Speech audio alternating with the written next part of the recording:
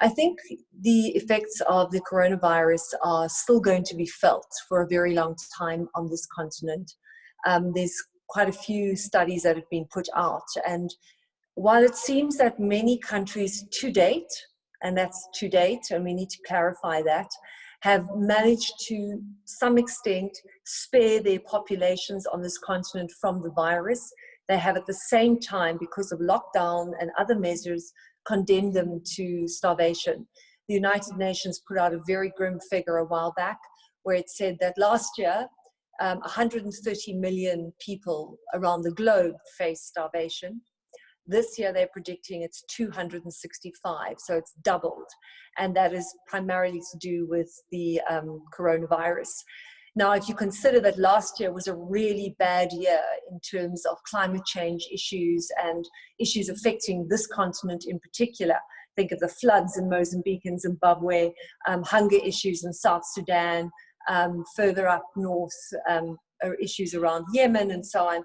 So it was a very, very bad year. And if you consider that that's going to double because of this pandemic, that's a very, very worrying problem indeed. The other thing, which is really sort of the collateral damage, for want of a better word, of this continent, is that whilst effort is being put into protecting people from the virus on the one hand, on the other hand, you have a problem around other medical protocols. So, for example, one of the stories that I've covered extensively is Ebola. And whilst there's a crisis like that, when something like an Ebola outbreak happens in the DRC, or before that in Sierra Leone and Liberia, you find that other medical protocols don't take place. So last year we saw a huge measles outbreak in the Democratic Republic of Congo, because all the resources were being put into fighting, rightly so, the Ebola outbreak, but other problems were being left to one side. And so there is a prediction that this continent will see huge problems around malaria, around dengue fever, which is another continental killer, and measles, which is really just a simple vaccine. It's outrageous that in 2020 we're still having measles outbreak, but more people died of measles in the DRC last year. I think it was over 6,000 than died of Ebola, which is obviously a lot more fatal. But they were containing it. And you often get cries from community. We saw this a lot in the Democratic Republic of Congo, of people saying, you know, you come with your fancy cars and your planes and you bring in all these medical experts when there's a problem like Ebola, because you don't want it to spread to the rest of the world. But where were you for the last 20 years when we were suffering from malaria and dying because of conflict, security issues in the Democratic Republic of Congo? And I think that's going to be another thing where you're seeing countries like Burkina Faso having to make the painful choice. Do you continue with your measles vaccine protocol, or do you focus on this emergency, which is already within another emergency? So I think that is something that's of great concern on this continent. I would say hunger and health concerns and the fragile health systems that are already overwhelmed. We're not even talking like the West of systems that are good that are going to be overwhelmed. These are systems that are already overwhelmed, being strained to the point of breaking. And I think the third negative impact on this continent, apart from the virus itself and the possible deaths that we're still facing, I just finished an interview with Salim Abdul Karim, who is a professor who's advising the government, South Africa's Dr. Fauci, and he said that our peak is only going to happen late August into September. So we're still a long way away. We're not going to avoid, no matter how good we're doing right now, we've just slowed it down. We are not going to avoid the problems that everywhere else in the world has had. So I think that the third issue is education and the impact that we've seen on education. So you have this thing where everyone's gone to do online learning, but in a lot of countries, you don't have good infrastructure. I'll talk a bit, that's also a positive side as well, but I think those three issues where there's already huge issues around learning is a problem. And that, I think, is going to be something that's of concern, where school children may lose an entire year of school as a result of the coronavirus. But I think there are some good things from this continent.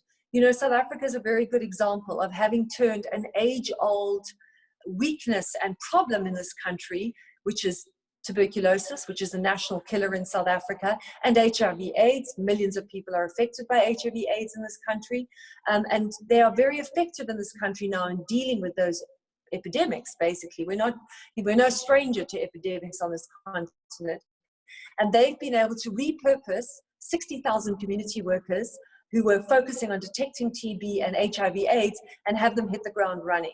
Whereas other countries, like, for example, the United States, had to hire thousands of people and send them out as community workers. We had teams in place in this country, and we were able to use them very quickly. We've seen that in the Democratic Republic of Congo, where their Ebola experience, in Liberia, in Sierra Leone, has meant that they've been able to deal with this quickly. So I think those are some of the good things that are coming from this continent.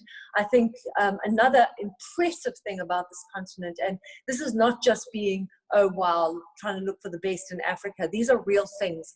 In Senegal, for example, they're working with Malaria, which is a British company. Malaria is the founder of the Clear Blue pregnancy test, the famous test that a woman pees on and she gets a line to say, oh yes, you're pregnant, or you're not if there's no line. They're trying to develop a COVID-19 test, which will give a rapid result where you get the result very, very quickly. And that helps with detection and isolating clusters of infection. It's also incredibly cheap. You can do it very, very cheaply. And Senegal, which was responsible, I think, for one of the yellow fever vaccines. They have an impressive institute there, the Pasteur Institute, which is linked to the French one, have been working with Malaria in developing this. So we've seen a lot of innovations coming from Africa. And because this continent for so many years has had to slay dragons and giants and deal with terrible things, we are used to dealing with nothing, having nothing, and creating incredible solutions out of them. I did an interview the other day with the staff at Charlotte and Clayco Hospital, where they have developed a plexiglass thing that goes over patients' heads. So when they intubate them during the COVID outbreak and all that respiratory stuff is floating everywhere, they shield it. Similar to the Ebola one that we saw in the DRC, where people would put their arms through. So we're innovating in a way, I think, that other countries are not used to having to do, so it's not their first thought. South Africa is busy developing a ventilator that is not powered by electricity for obvious reasons. This is a country that has constant power cuts, but it's a problem across this continent. And they're making that intellectual property freely available to elsewhere on the continent. And the flip side of the education, whilst it is a very serious issue, it also presents the biggest opportunity for growth on this continent, because if countries get this right, if they become like a Kenya in terms of investing in infrastructure and technology, having good broadband and Wi-Fi capability, they could actually use online education as the way for the future, where children no longer, you can get the very best in the world to teach your kids. Already old technology is being used in countries like Burkina Faso and the DRC, and many of those countries, they're using radio, repurposing old technology for new means and broadcasting lessons via that technology. And these are places, somewhere like Burkina Faso, which has huge security issues in the Sahel region, with extremist organizations launching constant terror attacks. So children often don't go to school there, and they use radio as a way to reach these kids. So I think that's on the flip side of the education. The pressure will now be on governments not to build bricks and mortar schools, but rather to start investing in infrastructure and technology so that they have good digital technology, which allows education to take place in ways that we could only have dreamt about. That I think the statistic that was quoted to me is that children have now have access to more on their mobile phone than Oxford graduates had at Oxford University 30 years ago, which is a pretty astounding thing when you think about it. And that could be revolutionary. It could be a game changer for the continent. So, you're weighing up all these things. You're weighing up the really bad things and the really amazing things. But the real immediate concerns is going to be hunger and job security and health concerns, I think, on this continent. I don't know how you want to do the questions. Must I answer them after Jocelyn's spoken? Deborah, thank you. That was very insightful. I know that's probably the fastest you've ever done that. No, So I thank work you. in TV. We do pieces in 90 seconds. I think what we'll do is take the questions at the end and we'll aggregate them. I think now would be a good time to bring in Jocelyn. Jocelyn, Remy, salam. Hi, everybody. Nana. Donaning. That was just for you and Pascal, who can understand Amharic on this call, and hopefully one or two others. Justin, you've been a light in this continent in corporate Africa for many years, working with some of the biggest American organizations to try and build strategic partnerships on the continent. Now doing it for Facebook. I think one of the interesting things that I suppose there's a lot of concern around is the media and what kind of role they play. I know you're at the forefront of this, so it'd be good to just maybe open with that concept, and then we can talk about what you've seen in the business world on the continent. Sure. Thank you, Andrew, for inviting me. This is really lovely. Yes, in my job, I am really in a very good position to observe what's going on in the media. Essentially, my job is an advisory role within Facebook to the media industry in news and entertainment. I provide all kinds of support. I provide grants, give access to analytics tools, look at business strategies, discuss monetization endlessly because there's so much despair even before this crisis. So essentially, I'm in contact every day with all sorts of media houses. And really, this crisis has revealed, especially here in South Africa, just how fragile the news industry is in particular.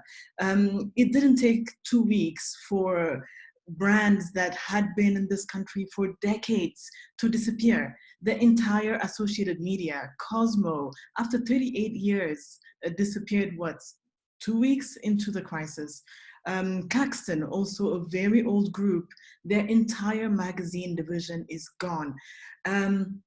And this market here in South Africa is one of the most concentrated in the world. You have 4 mega groups that control everything. And when you are outside of those, really surviving a crisis like this one is going to be very, very difficult. So the reason behind this is essentially that advertisers have put the stops on all campaigns, have withdrawn campaigns. Very soon, in the next couple of months, you will hear of really established brands in this country, names that you've heard since you were a child as good, homes for good journalism. They will be gone too. I was at a conference last Sunday with the South African Editors Forum, and Khadija Patel was very open about the future of Mail and Guardian. She essentially said openly, we have 1 month of salaries. And this is really a disaster because really the impact on democracy is massive. And she also explained, and this was really insightful, that it's a bit of a vicious circle in the sense that this is not really new, the crisis. It's been going on for a long time. And the impact of that is the quality of journalism has reduced considerably. And because of that, there's less readership. And because there's less readership, there's less interest from advertisers. And advertisers really don't want this mediation of advertising through the media anymore, or less and less.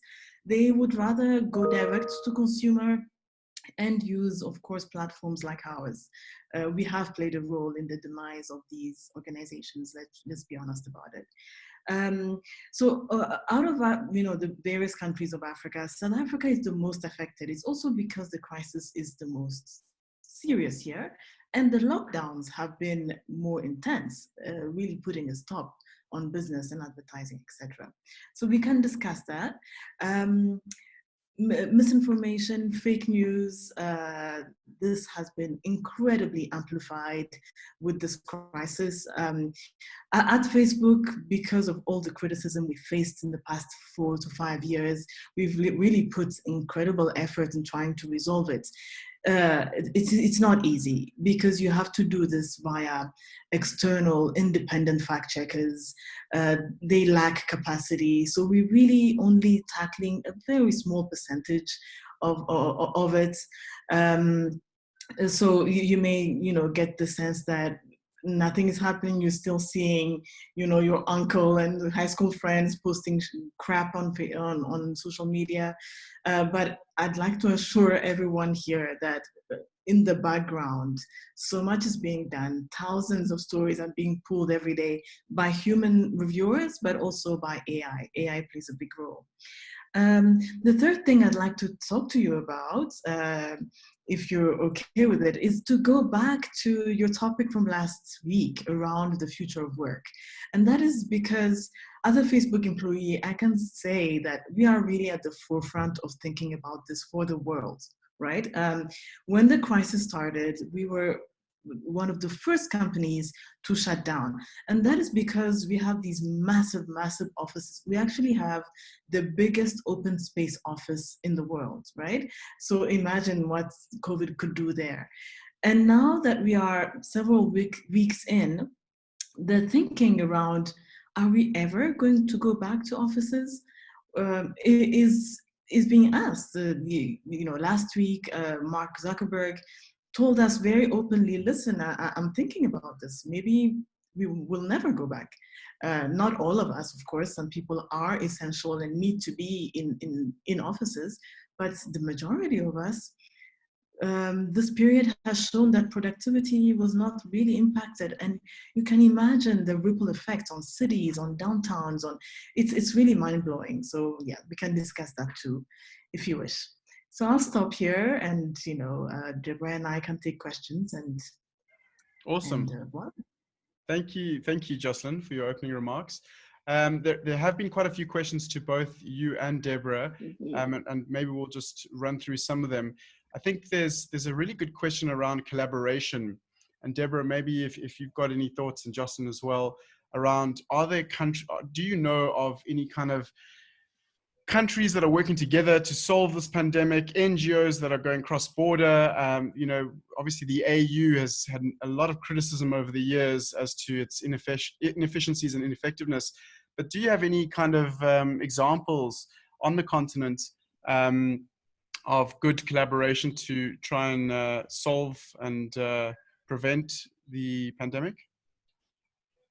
I think it depends where you are regionally. I mean, I don't have, we're like everyone, can't travel. It's kind of weird to be a journalist because we're supposed to run into places that everyone's leaving, and we can't do that anymore. But if you look at a place like the DRC, bordering Rwanda, and how they dealt with their borders, there's Uganda as well, there other borders during the Ebola crisis. There was a lot of coordination with the government. So they're quite used to understanding that. I mean, the DRC is like, they're the masters at spraying you down with chlorine, temperature checks at every checkpoint and all that kind of thing. So I think there's a lot of knowledge that's gone from those countries that have dealt with the Ebola outbreak in terms of how cooperation across, so that people travel with the virus, that kind of thing. The United Nations, like UNICEF, is a good coordination force in some ways for the continent when it comes to online learning and using the technology of radio to repurpose it for that. But other than that, I'm not aware. I mean, the African Union is the main force that's supposed to unite everyone. And I think a lot of people are just focused on trying to deal with the pandemic in their own country. Jocelyn, the one thing I would add is that this pandemic has really brought forward organizations like the African CDC, which we had barely heard about before. It seems like they're doing a very, very good job at coordinating. Another thing that I would mention is the fact that the African Union, whose president at the moment is actually Cyril Ramaphosa. Yeah, they've come up with this panel of experts that are really looking at ways of mitigating the impact, talking to donors internationally to ask them to give them like a moratorium. So yes, we have seen quite a bit of collaboration on that front. And actually, in the latest report of McKinsey around COVID, that is one thing they put forward, the fact that we are seeing much more solidarity and an acceleration of some projects, like for example, the One Africa, I forget the name now, the One Africa Economic Zone.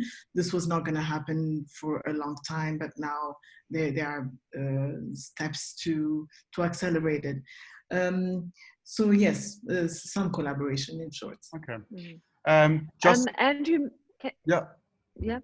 No, I just wanted to pick up following, it's also a point that Justin raised earlier, and maybe it combines a couple of questions in one, is that one of the things that research is focusing on, and there's a little bit of coordination, is number one, the relative youth of the continent. The average age in Africa is 19. And in South Africa specifically, it's between 24 and 27. 98% of Africa is below the age of 65, which is relevant for this disease because it doesn't affect young people in quite the same way. So a lot of people could get it and survive it, but then there are other issues. And a lot of people have been asking about the BCG vaccine in relation to that. And we did a whole piece on that. And the experts who have in South Africa, Professor Mahdi, Professor Salim Abdul Karim, and others actually aren't that positive about the BCG. They think it can protect health workers if given now, but they're not sure that there's long-term immunity. And that's not a reason to think that that's why there's still only a low death toll on this continent. They think there's a low death toll on this continent because deaths aren't being counted and the testing isn't taking place. And then just spinning from that, in terms of African countries, I can't remember, there was a question there, but we could just deal with it quickly because it's the same thing. On the following on from, sorry, I'm just quickly scrolling through to try and find it. Something to do with, is Africa the best in the world? I can, if you want more on that. But lockdowns on this continent, and how people are dealing with all the different lockdowns. I think just to follow on from Jocelyn, in terms of democracy, be very worried about is that a lot of countries have imposed pretty stringent lockdowns. South Africa is actually a good example. And there's a debate going on about curtailing people's freedom versus their rights to, free speech. And some African countries, which before did not have a good record in terms of free speech, media freedom, and democratic processes, are using lockdown regulations to basically constrain countries. And so there is a big worry. And especially as there's all this new tracking information going on through cell phone technology of where people are and what their movements. A lot of that is going to depend on how much you trust the government. Let's take it away from Africa. If Russia is collecting all that information, do you trust them? Probably not. If Sweden's collecting all that information, do you trust them? Probably. Thank you, Deborah. I think just to let you guys know, if you do have questions to our panelists, you can put them in the comments or just raise your hand. I've just put everyone's hands down for the moment, but you can raise your hand and we will bring you into the conversation. There's a good question here from Dr. Barry, and I'm going to completely butcher your surname, so apologies, Dr. Barry Dualatsky. He's from or represents WITS and many other interests in the digital space. He says, I'm very interested in the way that the pandemic has swept away some of the major inhibitors that have made digital transformation fail. This relates to the so-called fourth industrial revolution.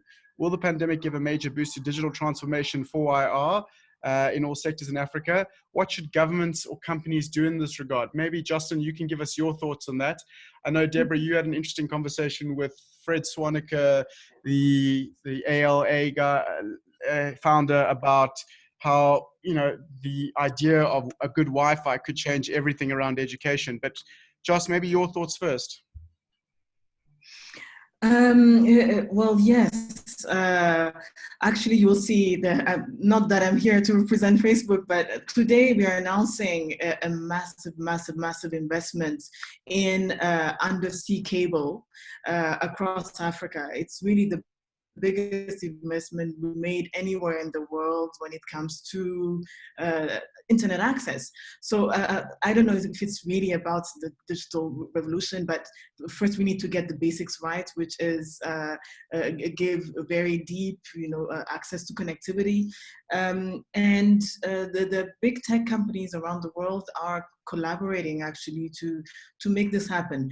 I don't know that this crisis will accelerate that, or maybe indeed some governments will start looking at that as a top priority if we continue working from home the way we do. And also, to just boost some parts of the economy, like the creative industries that are now entirely reliant on digital for their livelihoods. So yes, maybe in that respect, governments will pause and take this much more seriously than they have, and maybe they will put pressure on the kind of companies that have the power to accelerate this but do not because of financial gain. I'm thinking of telcos, for example. African telcos are really, really guilty, in my view, of having dragged their feet in the past decade for digital transformation, because it does not always help their purpose. It's if you look at other parts of the world, like Southeast Asia, where government regulation mandated that these companies do more to accelerate laying fiber, accelerating 4G and 5G, etc., we see the impact. A country like Vietnam has amazing connectivity, and that has come because of government pressure. There's also just another element, which is density. One of the challenges in Africa, one of the reasons why a lot of these companies are reluctant to invest in the fourth industrial revolution is that we have too many countries and regions that are not dense enough, and it doesn't justify the investment. In Asia, it was easier. If you take a country like Vietnam, there's 100 million people. 76 million of them are on high-speed fiber, because it's extremely concentrated, plus the government pressure. All of this came together. So maybe some of our cities where we have high density will see an acceleration of connectivity, but most of the continent will still not, because it cannot be justified considering the lack of density in these places. Of course, thank you, Joss. Of course, if you have any thoughts and comments on this, we don't expect our panelists to know every answer. So please, if you have any thoughts or your own comments around some of the questions being asked, please do add them. I think we've got a question from Comrade Aremu, who's been waiting patiently. So Comrade, we see you now, we acknowledge you. If you'd like to ask your question, just unmute yourself and ask your question to the panelists.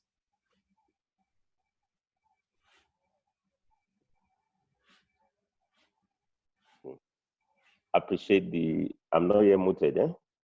I'm not muted. Yeah, you're perfect. We can hear you loud and clear. Oh, you can hear me now? Oh, excellent. Yeah. Yeah, I was just saying that it's not a question, but just a comment to say I'm quite happy to be part of the discussion about the new normal. And let me appreciate the initiative of the African Leadership Media Fellowship for promoting this discussion. I've lost count about the last time I was a fellow, but I know I was a fellow in 2014. But my background, I'm from the labor movement, and I'm the vice president of Industrial Global Union, which is based in Geneva. It has about 50 million workers worldwide, and we have close to about 1.6 million members in Africa, the continent of Africa. The largest members of our movement come from South Africa. The National Union of Mine Workers, we have the SATU, South African Clothing and Textile, Textile Workers Union. And of course, we also have NUMSA, which is the Metal Workers Union. Of course, we know now it's an open knowledge that the COVID-19 has impacted negatively on industries in the continent. We're talking of new normal, but before the new normal, the old normal is such that African, productive capacity has been very low. Industrialization has been very weak. Capitalization has been very low. Now, COVID-19 has even worsened the case. We're having massive cases of job losses. In the case of garment factories, all the global orders have been cancelled, with all the implications for employment. So I missed the discussion last week on the future of work, but it's better late than never. And I think what is happening in advertisement, in services, the same thing that is happening in the real sector of the economy. I think I just want to share the thought that what we need is global solidarity to combat the impact of this pandemic. And I think that we need a win-win approach in which all the stakeholders have to come together. If we are asking government to intervene and bail out big businesses, bail out businesses, then the businesses should also reciprocate, not in a way to summarily lay off workers and perpetrate unemployment, on the continent. But I think that it can be business as usual again after this crisis. And I think it's time for Africa to sit up and implement all those beautiful resolutions we have in African Union to make sure that we produce what we consume and we consume what we produce, so that in the case of any future pandemic, we won't be so vulnerable the way we are now. I just thought I should share this few comments within the limited time that I have. But it's a pleasure seeing some of you.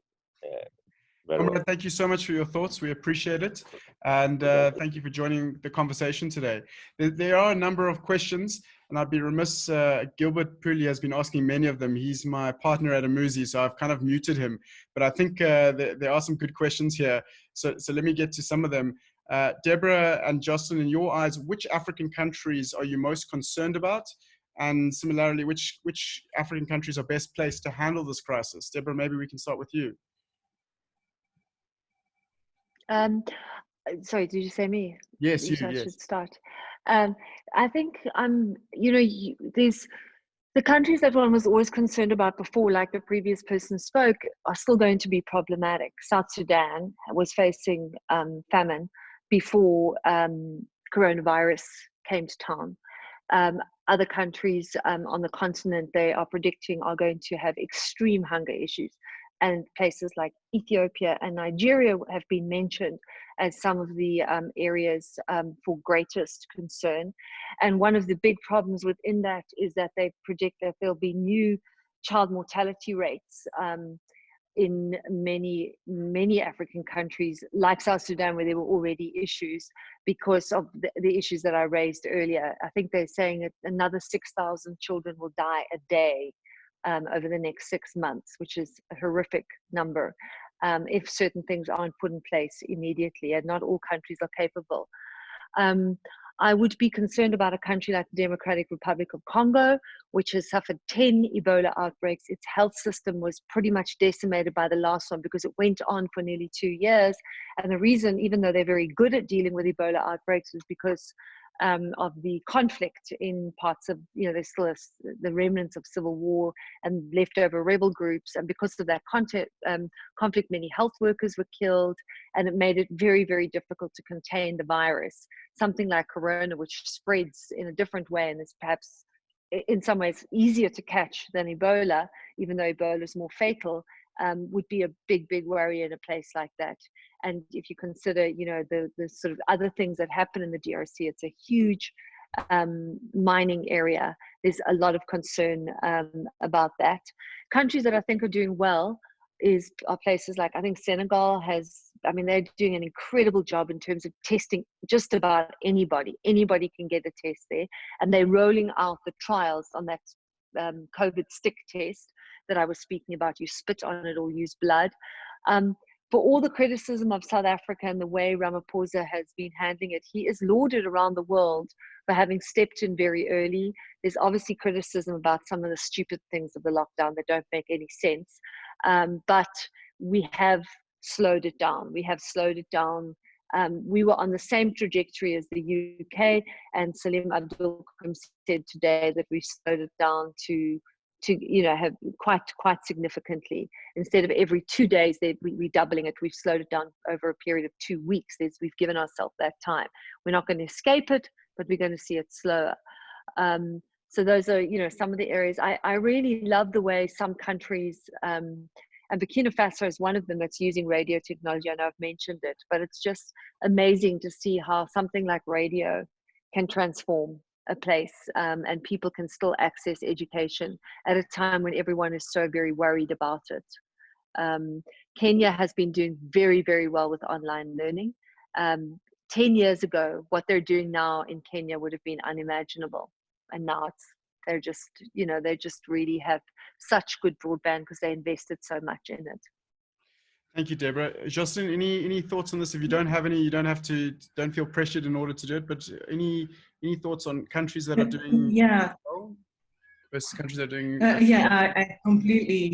I completely agree with Deborah. I'll just add that for a country like Ethiopia, there are other reasons to be concerned. In addition to, of course, the infrastructure challenges, there is the fact that it is extremely densely populated and also very decentralized. When you have a decentralized political system with infighting and not a coordinated sort of environments where each region is autonomous, making its own decisions, etc., it becomes very difficult to have a unified approach to fighting a crisis like this one. And the country is extremely politically polarized, ethnically as well. There are entire regions that are refugee camps. So all of that really makes it much worse. And the Sahel region, it's really strange to see, no, not strange, but concerning to see that a country like Burkina Faso that Deborah mentioned, really having relatively high numbers of cases. And that is probably because there are entire regions in the north of Burkina Faso and Mali, etc., that are in a situation of tension and war.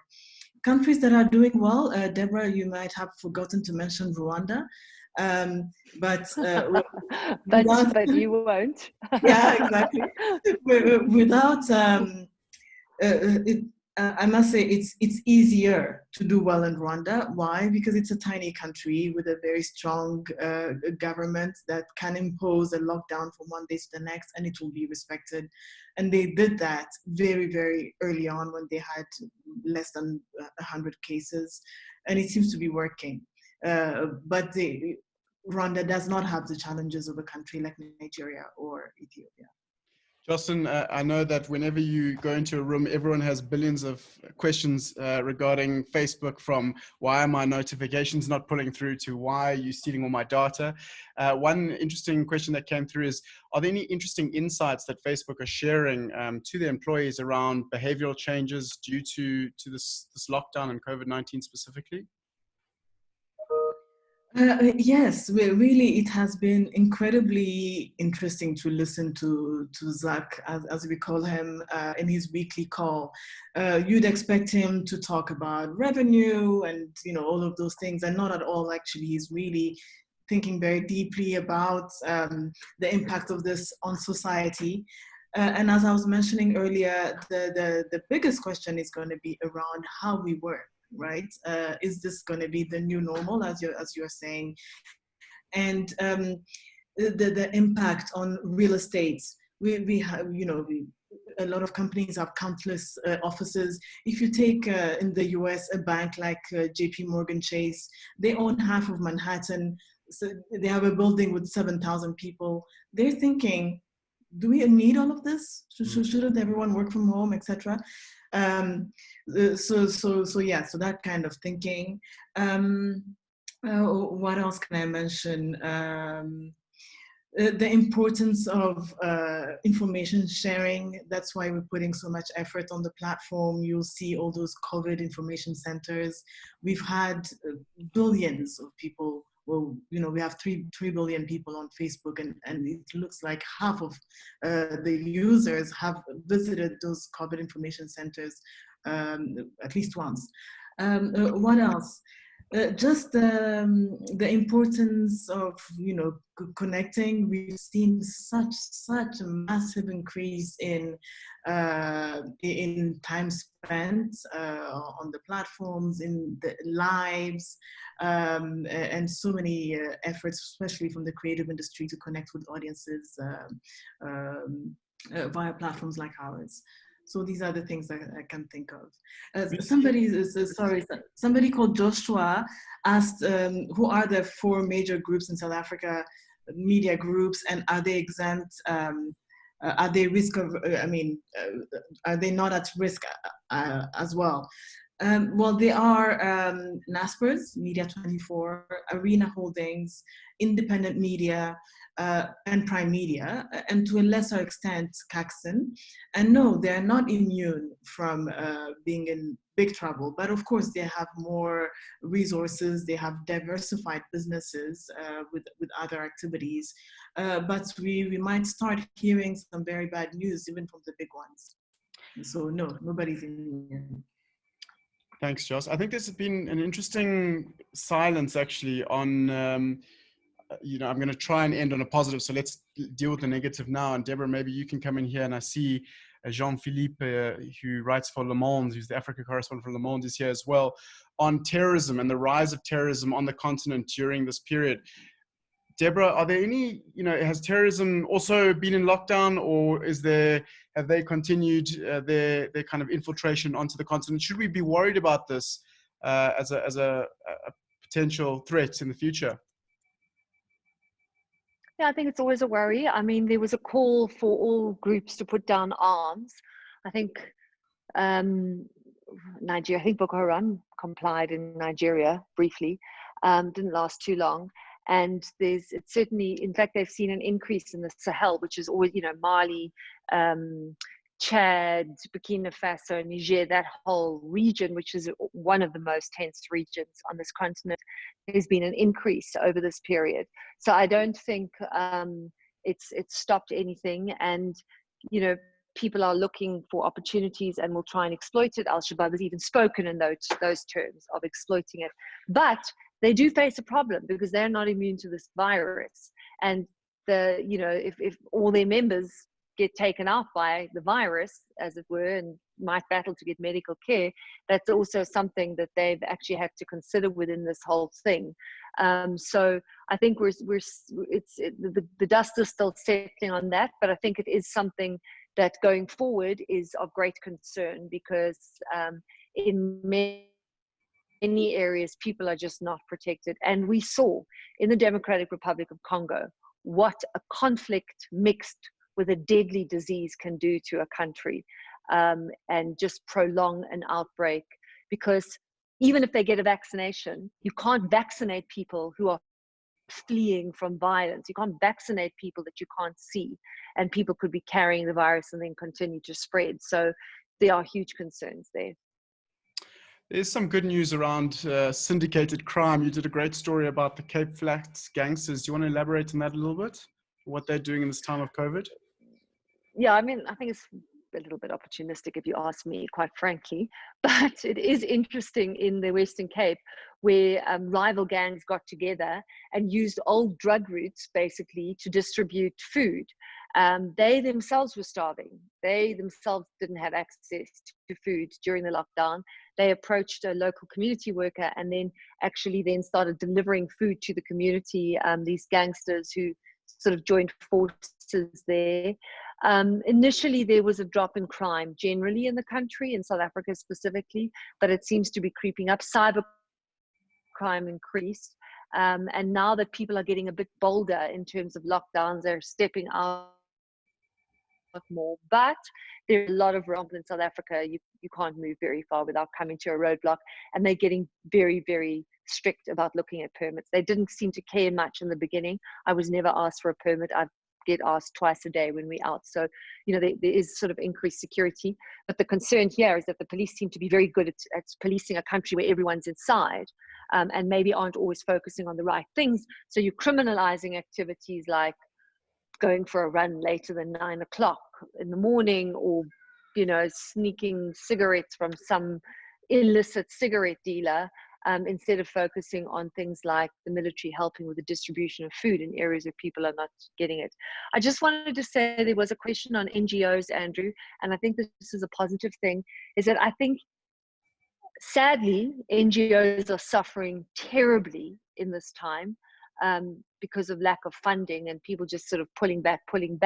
But we've never been more aware of the need for NGOs, because they are often the people that you can trust, who have distribution channels for food. It's the NGOs who've been working for a long time in townships that have been the most successful in South Africa, for example, in distributing food hampers to the poor and to people who are desperate for food, where there hasn't been corruption, people haven't been taking it, and it's been getting to the right people.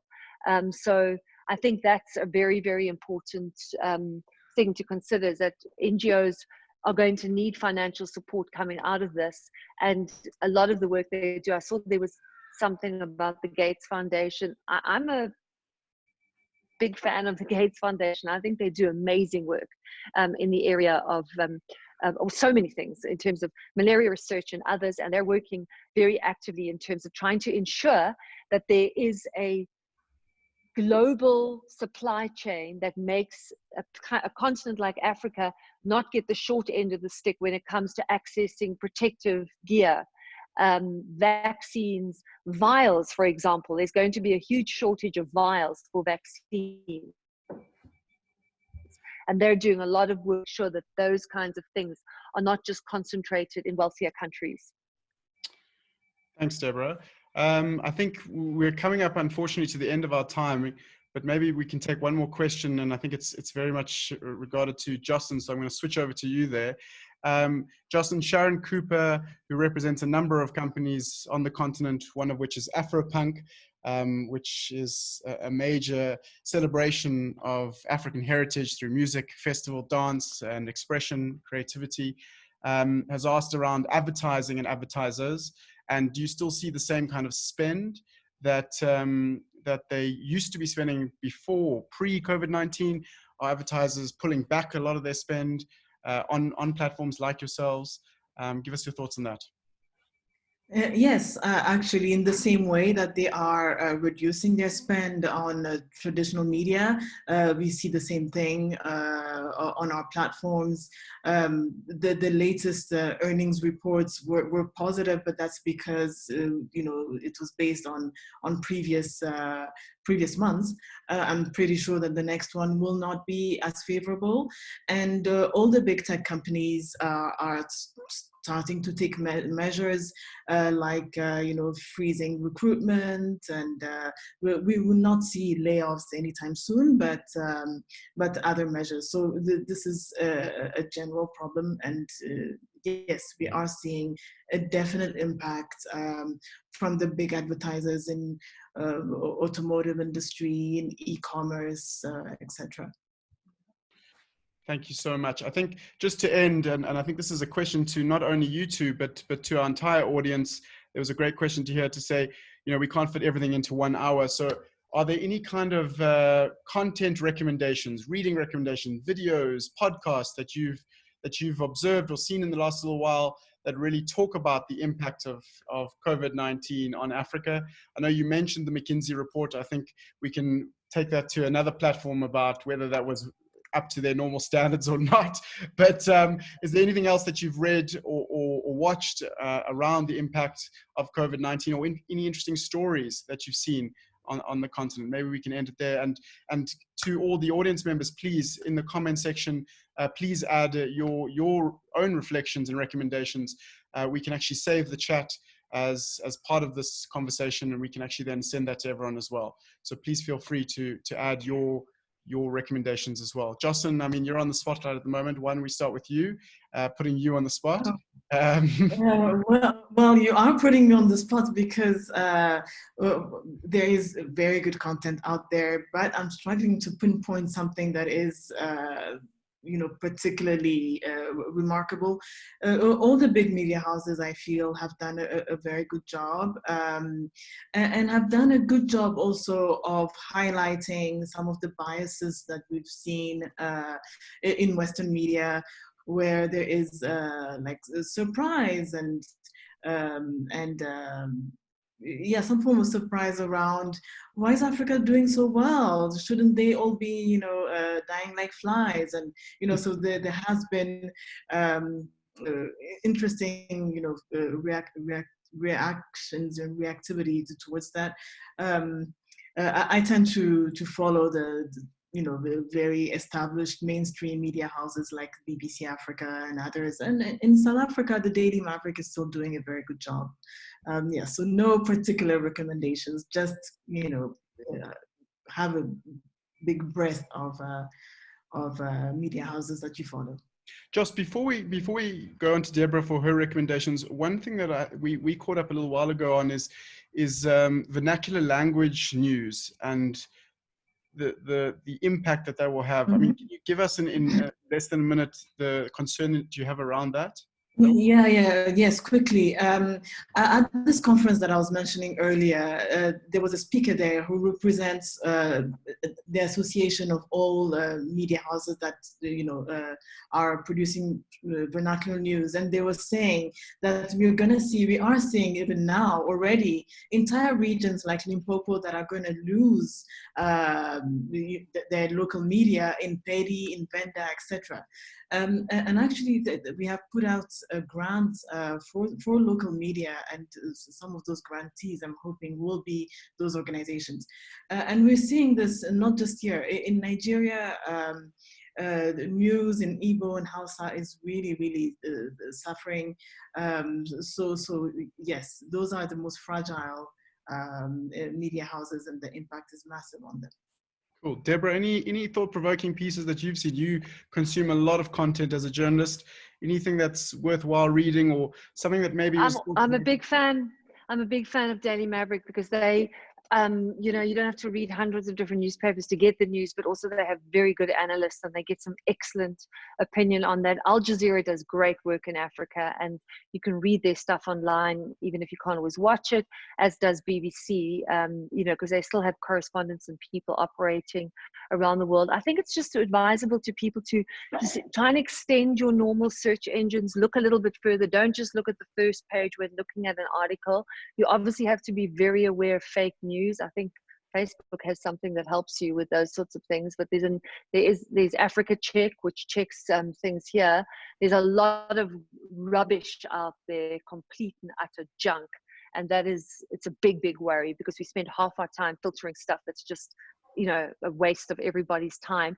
Mercy Corps has put out an excellent analysis on Africa as a whole, and they take it region by region, look at security issues, health issues. It's very good background information. I'll make the link available to everybody, but it gives a good touchstone of the entire continent and trouble spots all over. So I'll send those links, and if I think of any more afterwards, I will follow up. There was a question there on the Bill Gates conspiracy thing, which falls into the thing of fake news.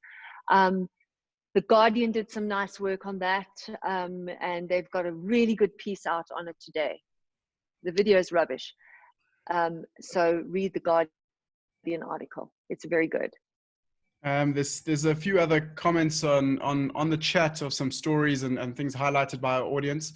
Guys, I think we have now come to 3:30, so we need to acknowledge and respect everyone's time as well as our panelists. Just want to say a massive thank you to both Deborah Patter from CBS News, the African correspondent, and Jocelyn Remy, who handles all media and partnerships on the continent for Facebook and in Africa.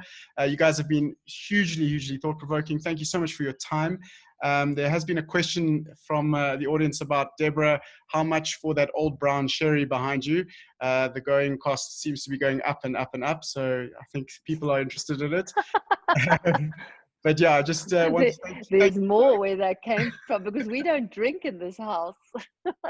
So thank you so much to both of you. We will, as we did last time, correlate some of the interesting articles that were spoken about, some of the interesting content pieces that were spoken about. And of course, if you do want to save the chat to go back to anything that was said on the chat, if you just go into the chat there, you'll see 3 dots there, and you can simply say save chat, and it'll save it onto your desktop. For PC owners, I have no idea where you'll find that, but for Mac owners, you'll see it in your Zoom folder. So just click on the 3 dots and you'll say save chat. We will send out this recording as well to anyone who missed any parts of it. Hopefully the undersea cables helped us through this and no one lost too much of the conversation through Wi-Fi. But Justin, we look forward to that announcement of investment in digital capacities on the continent. And just want to say a big thank you to everyone. And we look forward to hopefully seeing you in 2 weeks for another What's the New Normal roundtable discussion. Have yourselves a lovely afternoon. And thank you so much for joining. Ciao, ciao. Thank you, Andrew.